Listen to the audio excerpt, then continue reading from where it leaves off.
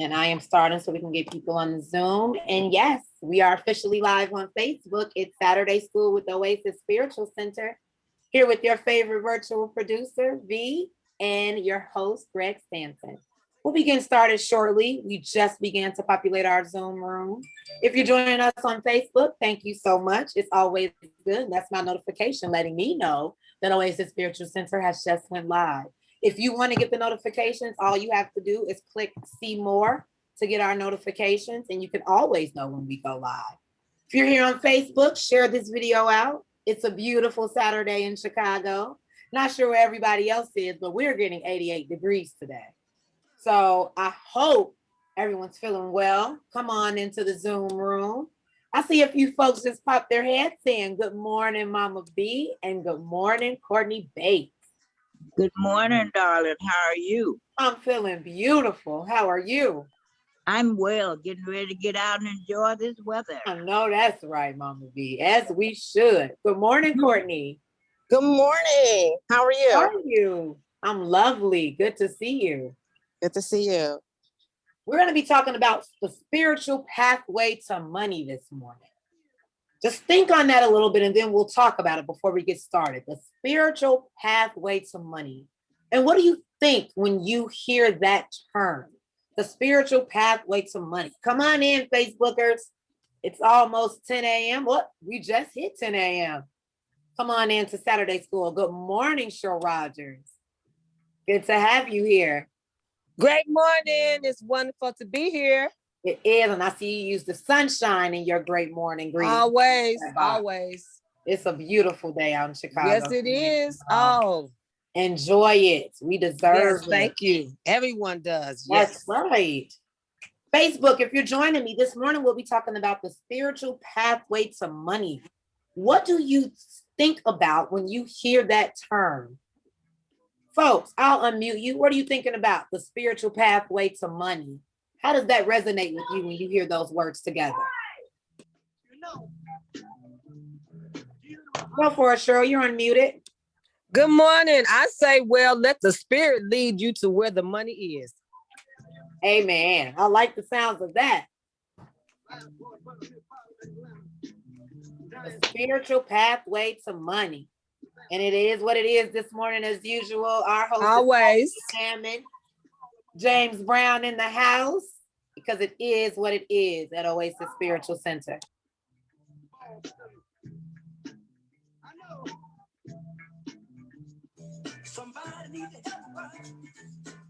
We are right at 10:01, Greg. We have a few viewers on Facebook and panelists in the Zoom room. We can populate for about a minute or so. And so we're talking about the spiritual pathway to money. What does that mean when you hear those terms? Facebook, if you're listening, join the conversation. Hop in the comment box. What does it mean when you hear the spiritual pathway to money? What do you hear, Courtney Banks? What are you thinking about? The spiritual pathway to money. This message is right on time because I woke up today feeling like a bag of money. Hello. I know that's right. It's definitely right on time for me. Greg always knows when to resonate. So I'm super excited, and we can go ahead and get started, Greg, because we are right at 10:02. Got a few folks on Facebook. Share this video out. We're going to be talking about the spiritual pathway to money. It is V, your favorite virtual director. I'll be here in the chat box and in the comment section on Facebook. Let's take it away. All right, guys. Good morning. Welcome to this morning's edition of Saturday School. I've almost said Serendipity Sunday. It's good to see all of you joining me this morning. For those of you who are first-time participants, this is Saturday School. No, it's not for those of you who are on a punishment, but for those of you who have decided to come out here this morning to pick up the other part of this conversation that we are entering into. Well, it's a beautiful day here in St. Louis, Missouri. I pray it's the same where you are. If you are on Facebook, make sure you are putting your comments in the section below. We have our producer, Veronica V, who will be monitoring the comments on the Facebook side. If you're in the Zoom room, the classroom, You also have a chat that you can drop your comments inside of, and likewise, there'll be monitoring going on.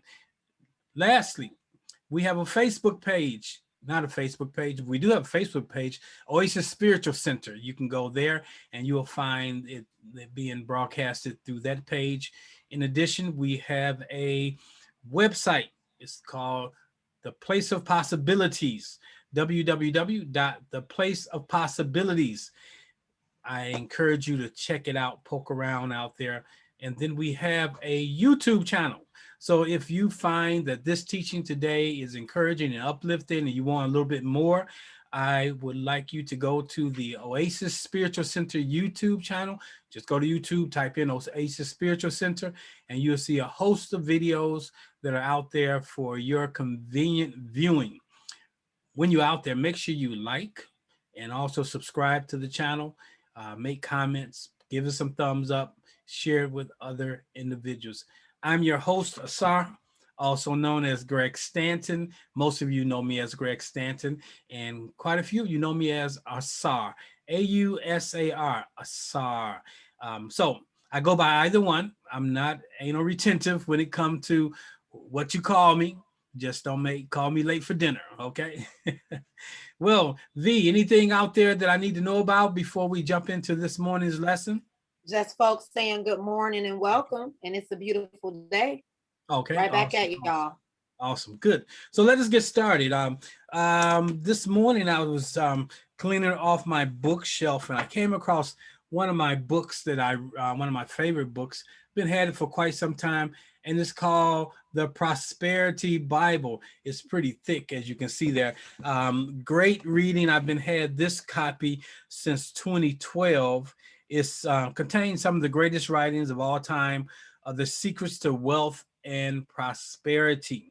You got Napoleon Hill in the book. There's Benjamin Franklin, James Allen, Wallace D. Wattles, Ernest Holmes, Florence Scovel Shinn, you know her from The Game of Life, and many others. So today I wanted to take a look at a particular chapter in this book that was written by Wallace D. Wattles in 1911.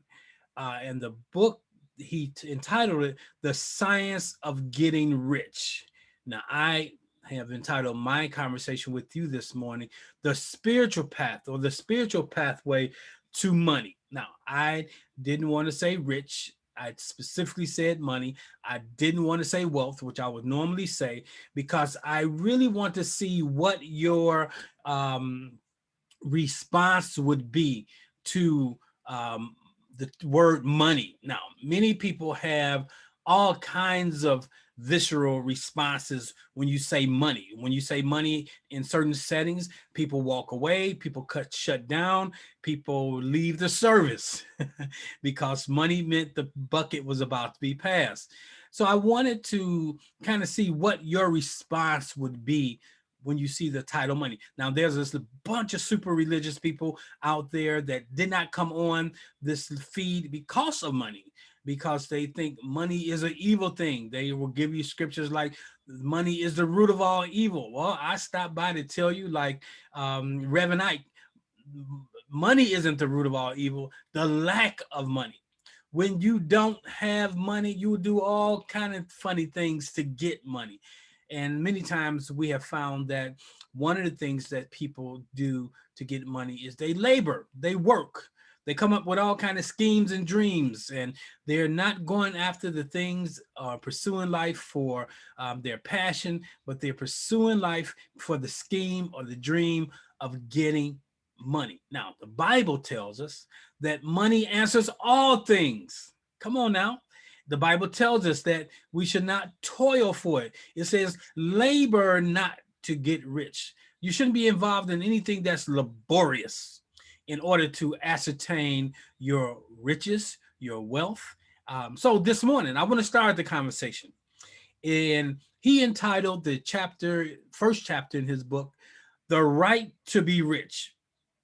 Now, it is your right to have wealth. It is your right to have riches. Matter of fact, you cannot accomplish your sole purpose for being here. Beyond the sole purpose, we all have lessons that we come here to learn. So that's part of our journey. But we also came here to do something, to be something, not just to have something. And that part of the equation requires a level of wealth.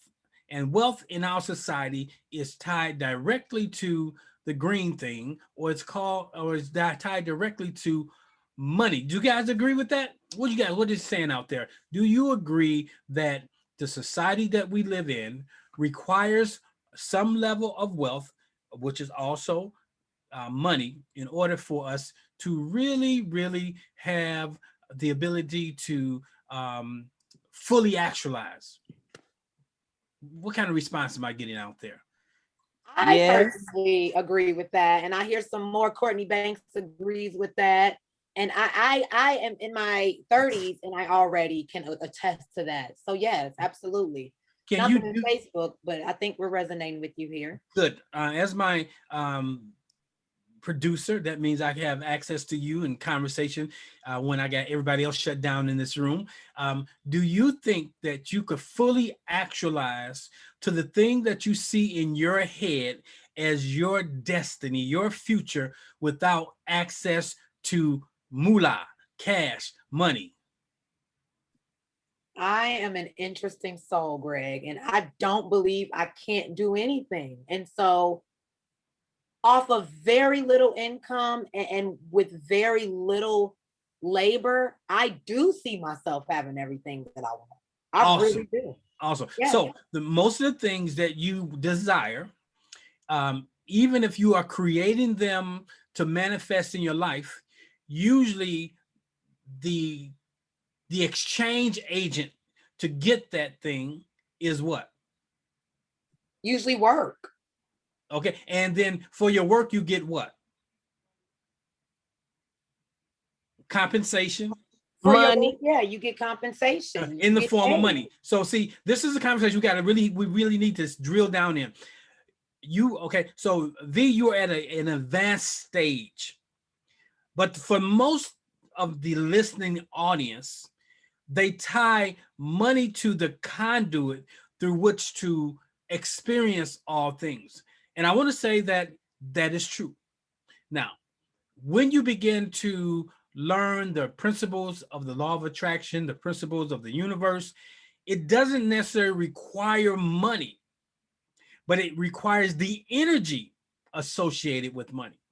For example, if I have an item that costs $2,000, that item holds a certain vibrational frequency, and money shows up as the match to that frequency, that if you exchange that $2,000, I give you that item that I have to sell. So what we have to understand, that in the society that we live, money is only an exchange agent. And so the basis of this conversation is dealing with the common denominator of money being the exchange agent that all of us use in our day-to-day lives. Each one of us, just like you, V, in the initial conversation, you say you go to work. And I will say that I believe that you go to work with the intention that you will get a level of compensation for your time or your service. And if you tell me right here, right now, that you're going to work and you're not getting compensated, at the end of this conversation, we will change our agreement that we have. I will move you from compensation to no compensation. Does that make sense? Where'd you go, V? I know V has. See, you starting to talk crazy now. See, Okay, awesome. So we all believe. Great point you're making. Right. I'm hearing you. We all believe that money answers all things, or we would not be going to work to get it, or we would not be money writing. has its importance. Right. Many people are writing books, doing podcasts, doing webcasts. Everything they're doing is motivated to get money, so that they get the money. And it's not the money they want, but it's the things that money can do. So what we have to learn to do is to hold the frequency of abundance to the place that the things we desire to um, uh, experience comes into our life without the middleman of money. Things just show up. People just gift you things, or they'll gift you things or give you things at offer things to you at a reduced rate. You may be looking for $1 million home and you get it for $500,000 or $250,000. So we can see this, that um, money has a level of energy associated with it, and we have to learn to tap into it. Now, one of the books I'm reading is about is your money happy or is your money sad?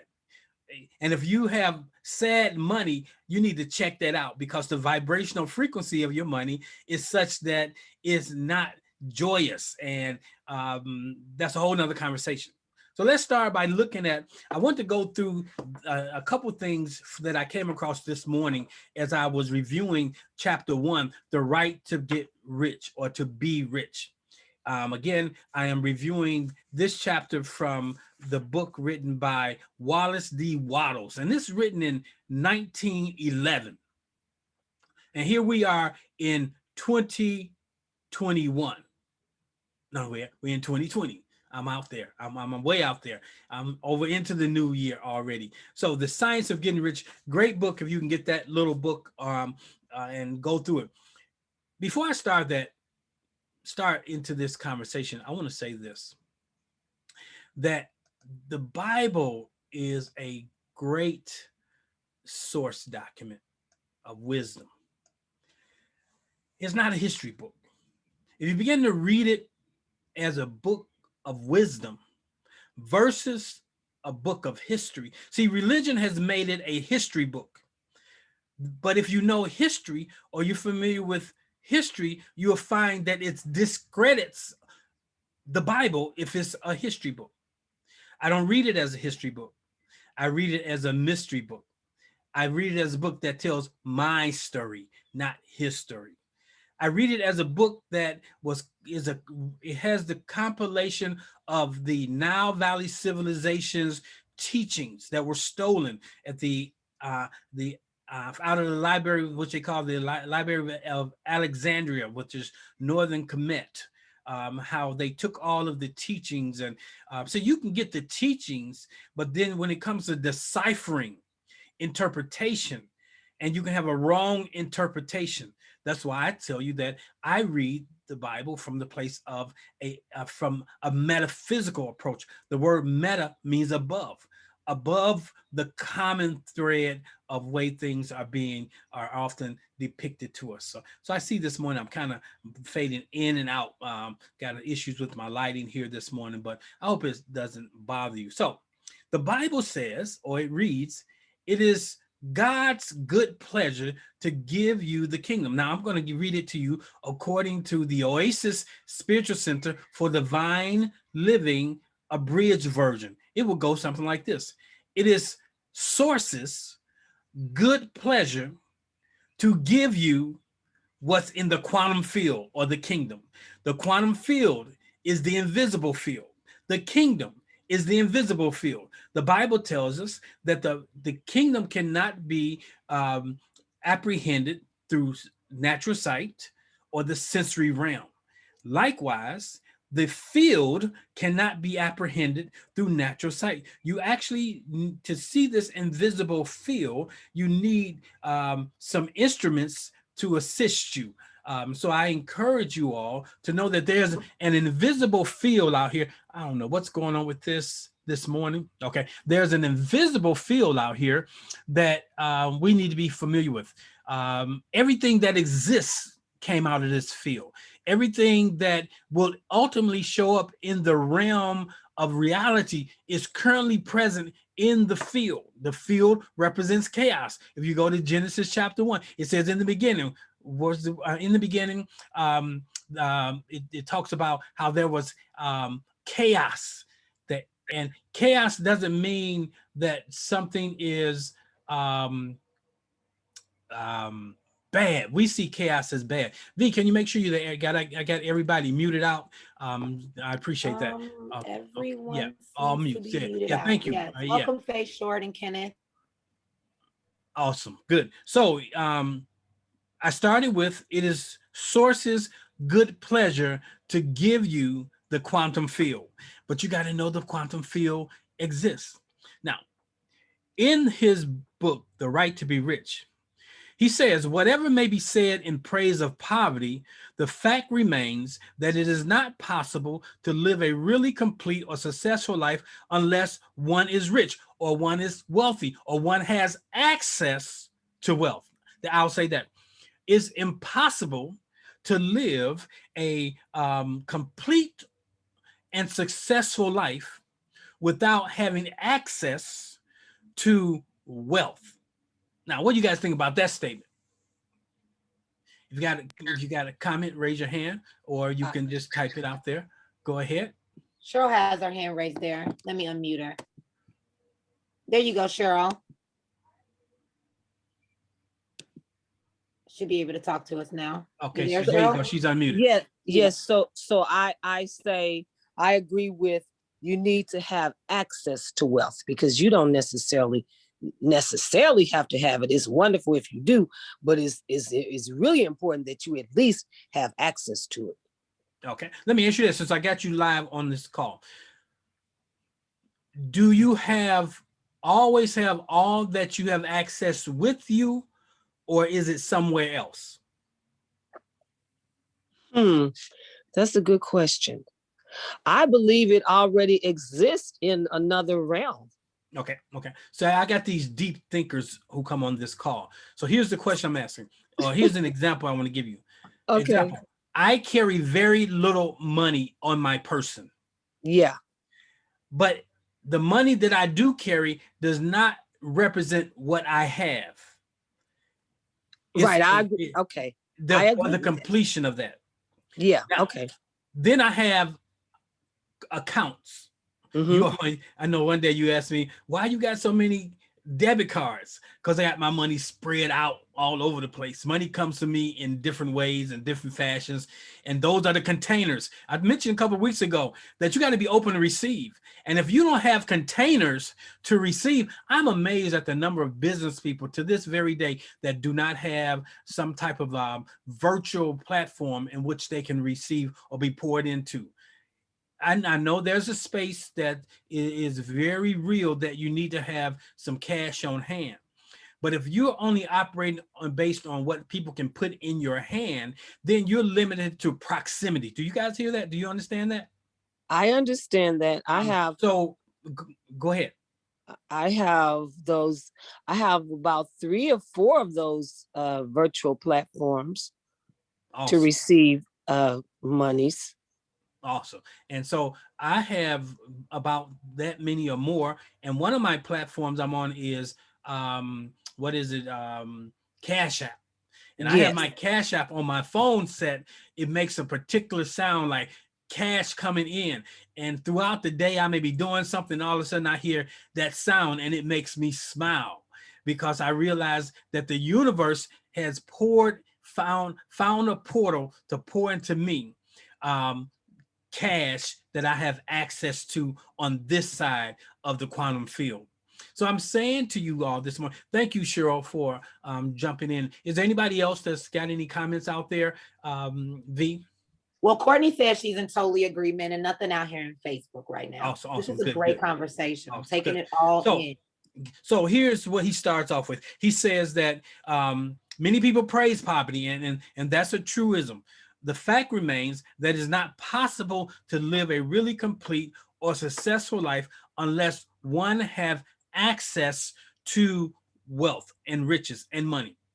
No man can rise to his greatest possible height in talent or soul development unless he has plenty or access to money. Now, you cannot rise to your ultimate, the pinnacle of who you are, what you came here to be, do, or have, if you don't have access to the resources. Now, Maslow, most of you guys are familiar with Maslow hierarchy of needs.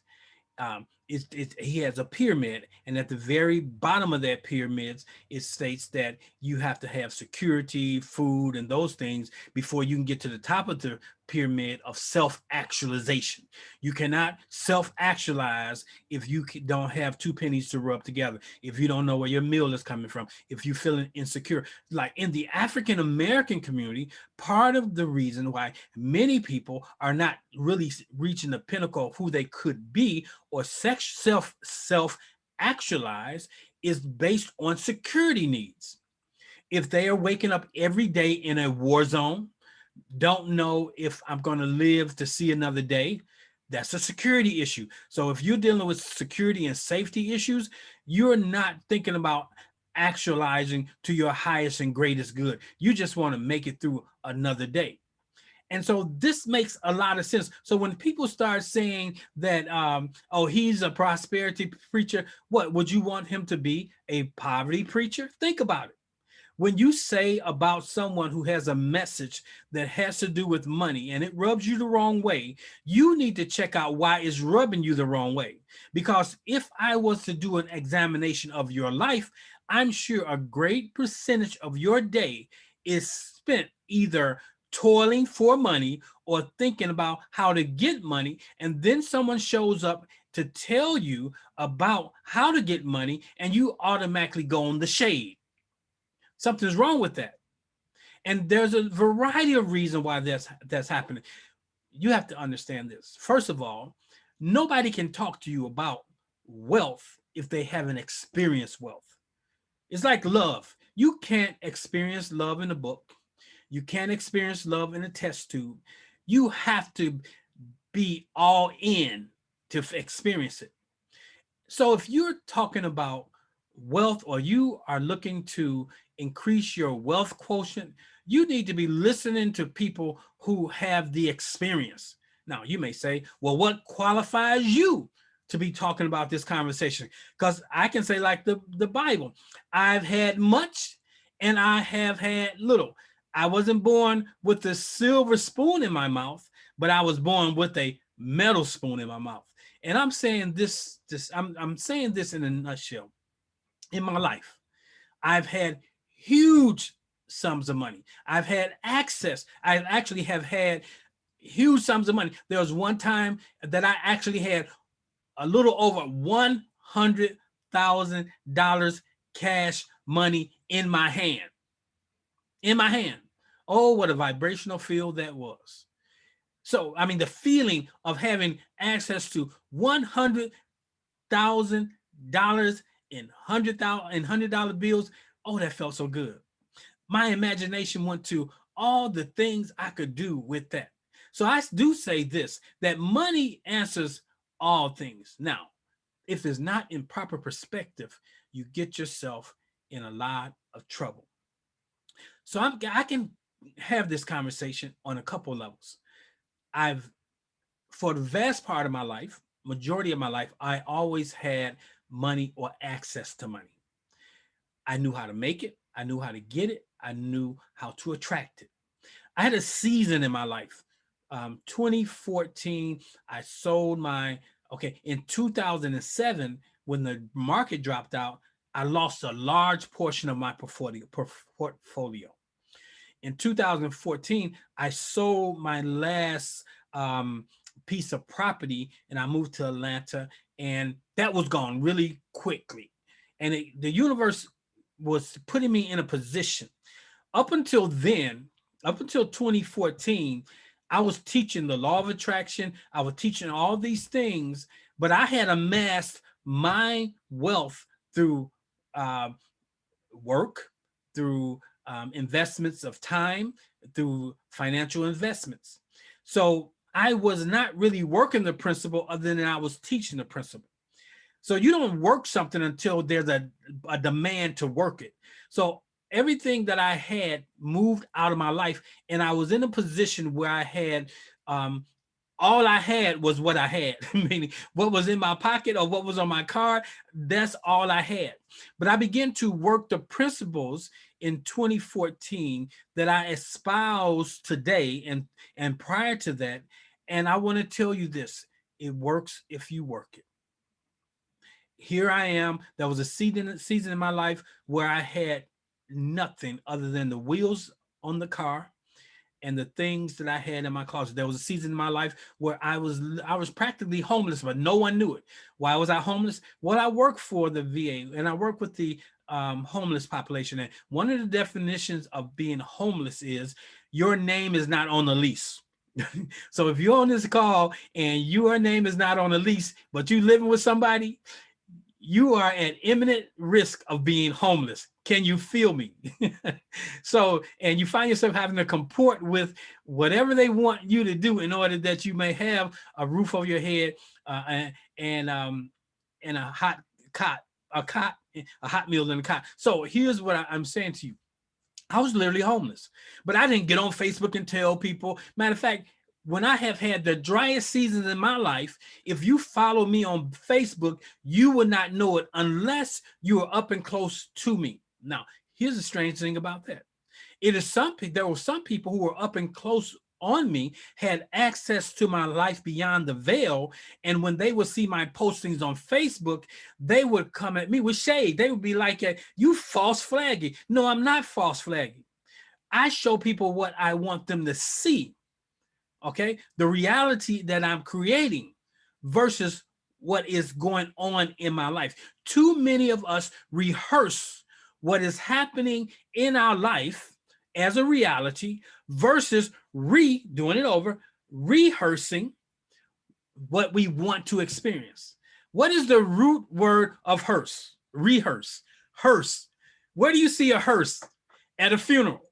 So you got to rehearse. You got to rehearse the realities that you experiences if they are not reflective of what it is you want to be experiencing. Good. I hope you got something out there. So he goes on to say, you must have many things. Okay. He says to unfold the soul and develop talent, you must have many things to use, and you cannot have these things unless you have access to source or money. So I'm upgrading his conversation. He uses money. I'm going to take it to source or resources. Okay. He says that a man develops in mind, soul, and body by making use of things, and society is so organized that man must have money in order to become possessors of things. That's true. I am buying a home. But before I went through the process of purchasing the home, the condo, I first got mental real estate. See, that's where a lot of us miss it. What is happening now is only matching my mental real estate. I saw in my mind's eye what I wanted to have. I did not create what I wanted to have based on what was in my hand, based on what was in my account, not even based on what my credit score was. Because remember, I told you that I was homeless for a season, and inside of being homeless for a season, my credit score plummeted. Okay, but I know ways to develop your credit score legally. I know sometimes people go out and buy trade lines and all these kinds of things. If that's your angle, go for it. But I wanted to be in the long game. And so I began to do certain things to develop my credit to help attract that thing that was in the invisible realm to the visible realm. So we got to learn how to live in two realms. We have to learn how to live in the quantum field, the invisible realm, but also bring it into the realm of reality. You got to learn to live inside of your imagination, things imagined, and then you bring it into the world in which you live. Too many of us spend too much of our time inside of the realm of the sensory realm of what you can see, touch, taste, and what you experiencing versus living in the realm of your experience. If you live from the experience, it will create the experience. If you're living from the experience, you're normally going to get more of what you are experiencing. It's kind of difficult to change the experience you're having, but it's very easy to change the experience. What's going on between your ears? What's going on in your mind? Does that make sense? I got any feedback out there? Any questions, any comments? No comments right now, but Courtney and I really loved when you said mental real estate. We both Awesome. really dug that. I like that term a lot. Okay, let me step back into mental real estate. Let's talk about it. Who owns your mental real estate? Too many of us have allowed people to things to what I would call squat. They have squatters' rights on your mind. Okay, how do they get it? The things you're listening to, the things you're watching. These things, if you're watching them all the time, they begin to squat. Now, in the law of the land of real estate, if you have a property and a person lives in there and you abandon that property and someone goes into that property, does certain things, and they squat in that property, I think, Courtney, I believe you're in real estate. Can you come on the line? Let me grab Yes. Courtney and unmute you. There you are. Hey, Courtney. Hey, Courtney, how you doing? Hi. Are Good. you in real estate? Yes. Okay. Can you help us understand what is the squatter's right? Are you familiar with that whole concept? Yes. So depending upon the state, there is a time frame for which this becomes applicable. But if you abandon a property and someone takes possession of that property, just moves right on in, starts turning on illegal utilities or whatever else, and they're living in the property for a certain amount of time and receiving mail at that address, they basically have rights to the property. You have to go take measures to evict them. That's Or there have been situations where the person has resided in the property for so long that they have now become legal owners. Now, let me say this Like to you. marriage. Like when you're together for so long, you just become legally married, Courtney? Like that? Common law marriage. Okay. Hey, Wow. I need to mute her out over there. I'm sorry, mute it. No, I'm joking with you. That's right. In certain states, if you live with a person for so long, it's considered what? Just a legal marriage or married by the way. Common law. Mhm. Common law. Mhm. So I'm talking to you on a natural thing. So first, before I move deeper in this conversation, I want to, alongside of Courtney, say we have a disclaimer here. She did not just give legal advice for anyone. She did not recommend that anybody go out and do that. She was just giving us an example of how squatter rights work, and it varies from state to state. So here's what the point I'm making. Individuals, some of you still have past loved ones, individuals who have done things to you. They are squatting in your mind. That's what you have to serve an eviction notice through forgiveness. When you continue to hold someone in your mind, they actually can squat in your real estate. And you're wondering why you're not able to get into your real estate, what you want to be in there, because space is being occupied by a squatter. Do y'all get that? So we have to understand our mental real estate has to be freed up. You got something, V? Just really loving the metaphors and the parallels. This is good. Awesome. Good. That's Saturday school. Right. I Saturday like school. Awesome. So our mental real estate, we have to always take a trip through our minds to see what you might find. Temptations, 1970-ish. No, I'm being joking. But that music was called Psychedelic Shack. Okay. He talked about taking a trip through your mind to see what you might find. And we need to take a trip through our minds to check out our mental real estate. What's camping there? Now, here's one thing that is camping there in this conversation. If you grew up in traditional Christianity, I want to tell you, you most likely run a poverty paradigm versus a prosperity paradigm. So we have to shift, and you must be willing. So you may say, okay, I got a lot of money right now. I'm the first generation that got the bag. But okay, you're the first generation that got the bag, but you got to keep getting the bag, because you get it today and it's gone tomorrow. One, because like the statement that water always returns to its lowest point, your money always returns to your financial set point, your prosperity set point. And for too many of us, particularly of African descent, our prosperity set point is low towards the poverty level. Can y'all get that? What do you think about that? That's deep. Faye Short just came into the Q&A and said that this is great. I'm going to unmute her so we can hear from her. Hi, Good Faye. morning, Faye Short. Good morning, Faye, in New York City. How are you doing this morning? No, she's still unmuting. Okay, waiting for her to unmute. Okay. Hopefully she's in a position where There she she can is. Hey, unmute. Faye. Hi. Come Hi. on, come on, Faye. I need to hear some I enthusiasm. know you said in the comments that it's great. Let us know how great it is. What are you thinking about this? Oh, Mental real estate. So let's start over. Hey, Faye, how are you doing? I'm pretty good, thank you. Awesome. I like that. See, we're raising our vibrational industry. So when we talk about money, let's have a vibrational energy that matches it. Okay, so let's go. What you got?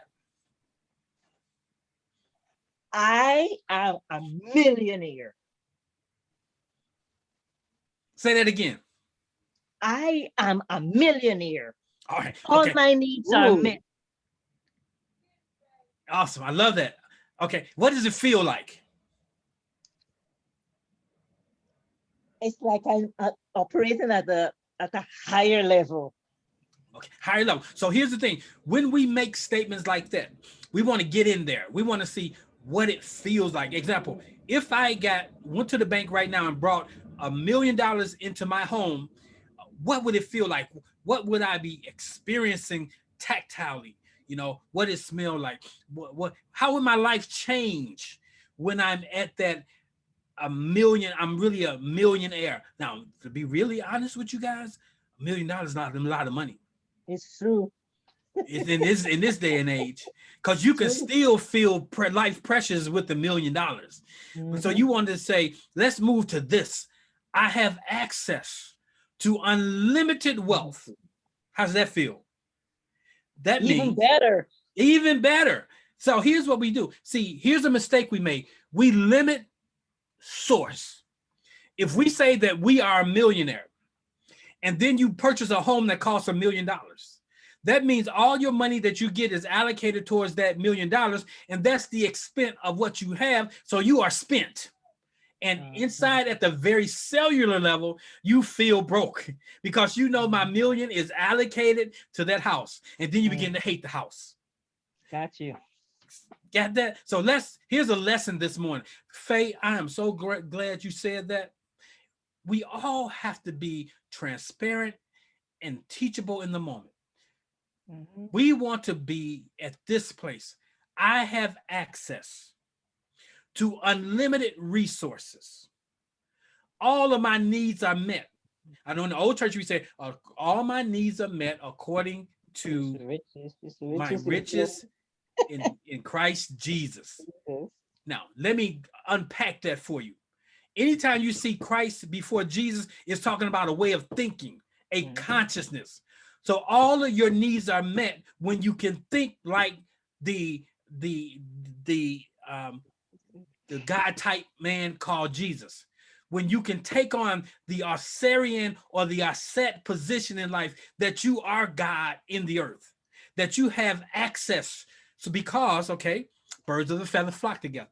So if you see yourself as a microcosm of the greater macrocosm called God or source, that means you have the propensity or the capacity to do on a particular level the thing that it does. And that means that you have access to. The word says, it is my Father's good pleasure to give you the keys. The keys mean things that let you get into doors. So one of the nuggets I want you to take away this morning, we're talking about the spiritual pathway to wealth, the spiritual pathway to money, but I don't want to limit it to money. I don't want to limit it to wealth. I want to talk about the spiritual pathway to unlimited resources. Source gives you source for you to resource it, for you to use it, for you to do something with it. Okay, where are we at? We're right at 12:43. Wow, I haven't made headway beyond the first paragraph. Let me move down a little bit. He goes on to say, the object of all life is development. That's why we're here. We came here to develop. We came here, we have a sole reason for being here. We have a sole purpose. We came here to experience certain things, to work on certain things, and so when we are working on something, when we are experiencing something, source is experiencing. Source cannot experience a rose because it is the rose. So source creates us, and we can see a rose, and we can handle the rose, we can smell the rose, and now source gets a sense of what its creation is all about. So he says the object of life is development, and everything that lives has an inalienable right to all the development it is capable of attaining. We are God's crowning glory, but we are operating at a total deficit or below what we were created to operate as mankind. Birds become birds and they fly. Dogs become dogs and they do what dogs do to the greatest capacity. They will bite you in a heartbeat. They will do what they do. They pee outside. They defecate in the grass and all these kinds of things. They just be doggish. But as human beings, very few of us are really mastering this thing called life in a very authentic way. We're not showing up as who we signed on to come here to be, do, and have. Because we get caught up in religious conversations, we get caught up in self-imposed barriers, we get caught up in barriers that others impose upon us. But it's time to wake up and to realize that you came here to realize with real eyes what it is you came here to do, be, have, and experience. You didn't come here to be a cameo in somebody else's life. You came here to do some things. You came here to express as God manifested through you. Now, man's right to life means his right to have free and unrestricted use of all the things which may be necessary for his fullest mental, spiritual, physical unfoldment, or in other words, his right to be rich, his right to wealthness. I'm gonna park it right there. And we're gonna come back next Saturday morning and we're gonna dive a little deeper into this conversation. But I got about 10 minutes. Let's have a conversation. What is your takeaway? What did you get from what you have heard this morning? Here's another powerful question. What barriers have you identified is getting in the way of you really walking in this truth that you have access to unlimited wealth? Can I get some transparent people out there this morning? Oh, that's a great question. Feel free to raise your hands or leave it in the chat. I'm here live on Facebook too. If you have anything you want to contribute to the conversation, this is really good. We've got Cheryl Rogers with her hands up. I'm going to unmute right now. We'd love to hear from you, Cheryl. Go for it. Okay, good morning. I would say for me, being exposed to it, because once I'm exposed to something, then it's like, okay, I'm in that, I'm going after that, I'm going with that. So I can just say exposure primarily. Awesome. So that means expanded conversation around money. Yeah. Being exposed to limited beliefs that you may hold around money. Yeah. And you can start identifying your limiting beliefs and your beliefs around money by checking your life out. Now, I'm not speaking to you, Cheryl, but I'm speaking to everyone who is on the call. Listening to your conversation. If you're always talking about saving, if you're always talking about the day that'll come when you experience that thing, if you are hard pressed to give, that's a great sign that you have a poverty paradigm working in your life. So we got to observe real time. We may say one thing with our mouths, like we always say, I'm wealthy, all those things, but our lifestyle don't align with it. The moment you say you're wealthy, then the universe gives you the opportunity to exercise it, to see if your conversation lines up with what you're stating.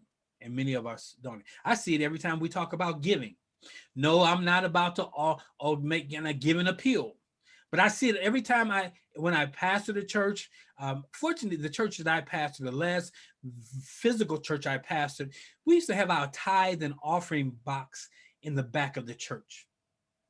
Those who were part of the church at some point got to the place where as soon as they came into the church before service would start, they would make their deposits into the tithe box, the offering plate, offering basket, offering box there.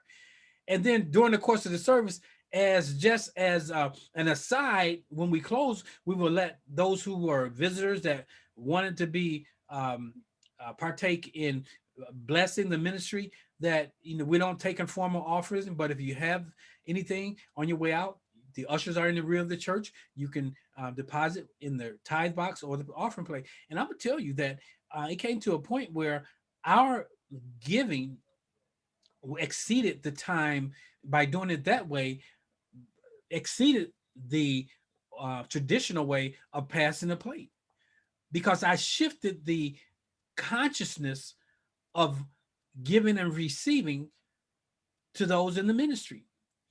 And we have to understand that if you are receiving something and you're not able to give or compensate that person for it, then that's most likely tells you that you are running a paradigm of poverty. That's a good sign, a big sign. What you got, V? Got our hands up by Courtney Bates. Thanks, Excited to Cheryl. hear from her. Thank you, Cheryl. Courtney, what's up? Yes. So I was, ever since I was a little girl, as early as I can remember, I would ask my mother for something and she would say, I don't have any money. Or she would say, I'm broke. And she went to work every day. And we missed our mother because it seemed like she was never around because she was always working and she still had no money. Mm-hmm. So I grew up thinking that I had to work to get money. I had to work hard to get money. I had to work a job I hated to get money. And that is very limiting. It's very limiting to experience that coming up. Now we had things, and she worked, but I saw her working really hard and not being happy with her life and happy with herself in order to get that money. So I grew up hating money because it took my mother away and still left her in lack. So I had to do a lot of examination of my belief system. And I had to overcome a whole lot of different beliefs, and I had to experience a whole lot of things to see that it doesn't have to be that way. Yes. See, here's an interesting paradigm. If you really have to labor for something, really work for something, when you get it, it probably don't measure up. When you have to work so hard for it, and then you get it in a paycheck and you look at it and you say, I put 80 hours of toil for this, but you accept it because it's the medium of exchange, but you really don't like it. You don't like the fact that you have to work 80 hours for this minuscule sum of money. Yeah. And so we have to look at how it goes back to that conversation. Is your money smiling or is your money sad?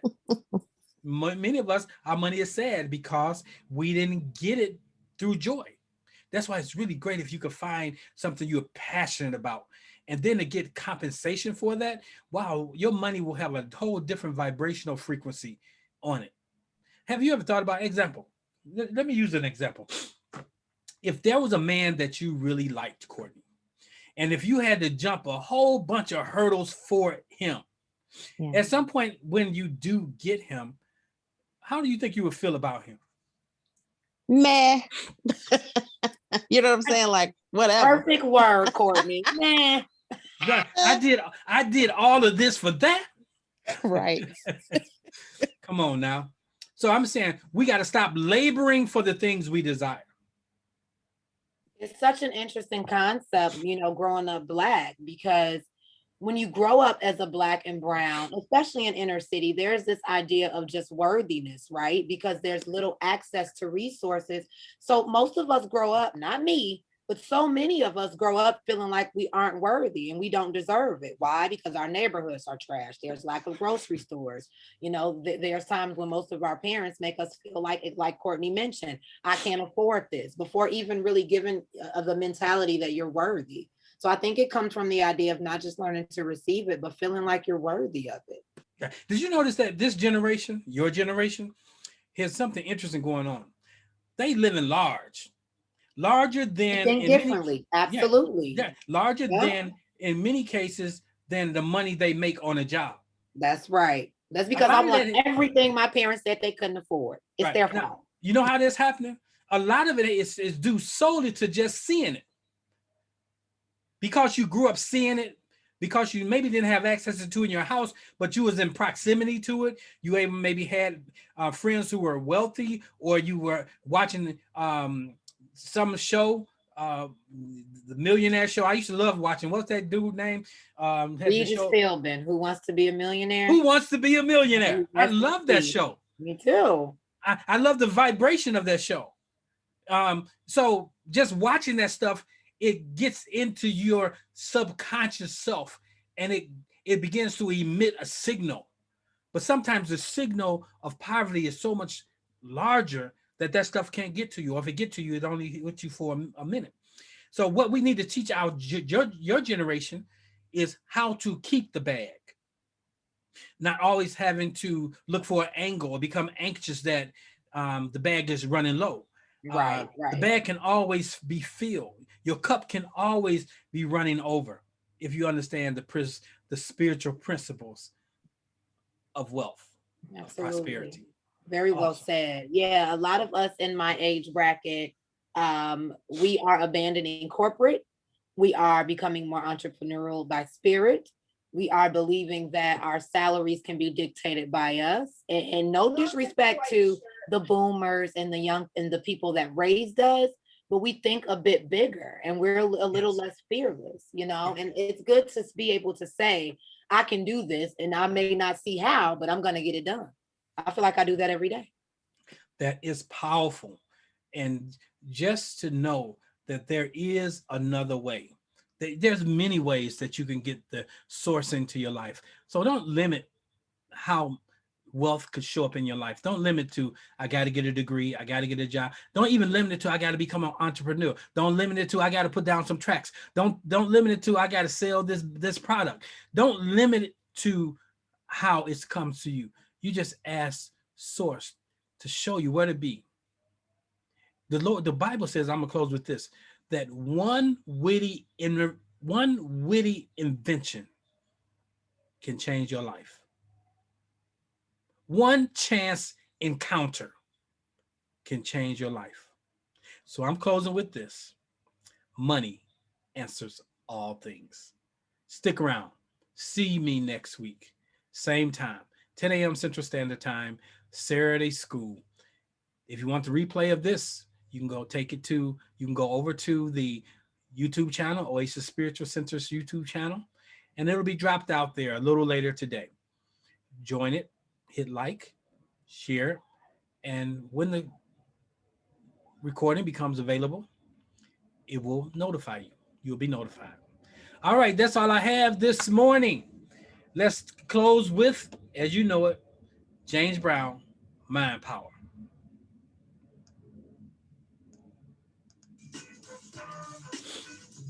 I'm gonna take it to the beginning because that's that first 4 minutes that makes the biggest difference in this song. All right, get it moving. Don't be so serious. You may say, why is he listening to that secular music?